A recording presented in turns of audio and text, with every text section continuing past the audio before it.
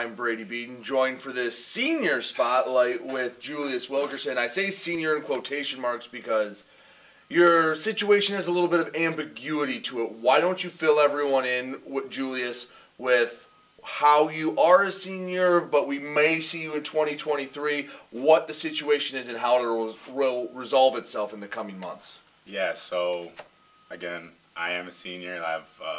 It's my 5th year. But I do, given COVID, have some eligibility left, so I'm just kind of trying to see, have a plan set in place, and based off of that, kind of the information I get going after this season, whether or not I'm going to come back or whether I just continue to pursue professional. So, all right, let's go back to when you got here, coming from Wisconsin. How did you hear about Wayne State, and what drew you to coming to Detroit? Man, when I first got here, I knew nothing about Wayne State. I didn't even know it was a college. I didn't know anything about it. But going into my senior year, my then head coach in high school was really good friends with the offensive line coach here at Wayne at the time, and they kind of just really talked me up, and he was really excited to see me, and that's kind of how we built that relationship. I came to a camp, came out a couple of times, and really just began to fall in love with the city and all the people around. But I actually committed to Drake University, but the coaches they still wanted me. They still really showed that they cared about me and cared about the well-being of my career, not only as a athlete but also as a person. So I really felt that love and kind of made that decision to commit back here, and been grateful ever since.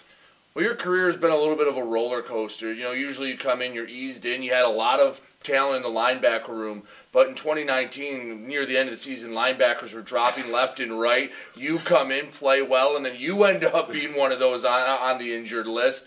Talk about that year and how the ups and downs, and I'm sure going into that year, you weren't expecting to play the role you ended up playing in some of the bigger games near the end of the year. Yeah, so going into the year, my coach at that time told me that I was going to be kind of second string, just kind of do my thing on special teams and then see where it goes. Obviously, if you have a lot of passion for the game, you want to be on the field. And that first kind of part of the year, I was kind of frustrated because I thought I was going to get more playing time than I did. I understood that we had some talented linebackers in front of me, but I just wanted to get in.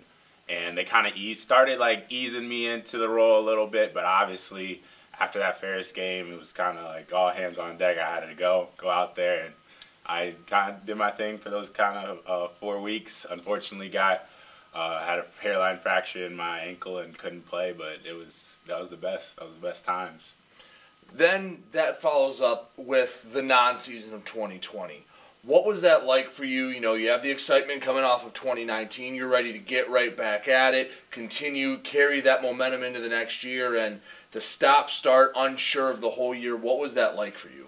Man, that was crazy. That was honestly one of the most wild times for me, because it was kind of you come in and you're I was just the young guy last year, and I kind of had to take that older guy role, kind of be a leader, and going through the transition that we went through in the linebacker room from coach to coach, it was kind of jarring, almost you have to grow up very fast, and you have to kind of be that guy who's just okay, the stable piece of, and kind of be that guy that the seniors were for me, honestly, because at that time, when 2019 we went through a coaching transition, they kind of were for a little bit they were our coach.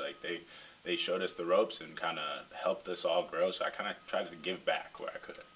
Well, you've developed into a really solid leader, and not only have people in the locker room noticed it, people outside of Wayne State have noticed it. Why don't you tell everyone the awards you're nominated for and all those tangentially related to football awards you've been receiving? Oh, yeah. So recently I became a finalist for the Campbell Trophy. It was a great honor. Obviously, I did not expect it at all. There's a lot of great candidates for it.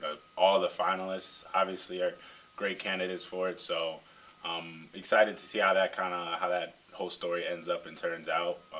We'll be seeing that in December. But yeah, other than that, I've been named to the AFC Good Works Hands teams for 2021. That was also a great honor. Great great time just kind of going through that whole process. Again, a lot of great people, and you don't. It has to be God at that point, because I just did not know that I was going to be awarded that. But so grateful, so happy that I was able to be a part of that kind of. Well, Julius, thank you for joining me. Good luck with wherever football takes you. Obviously, we'd love to see you back here next year, but good luck wherever you end up. All right, thank you so much. He's Julius Wilkerson. I'm Brady Beaton, and you're listening to WDTK, The Patriot.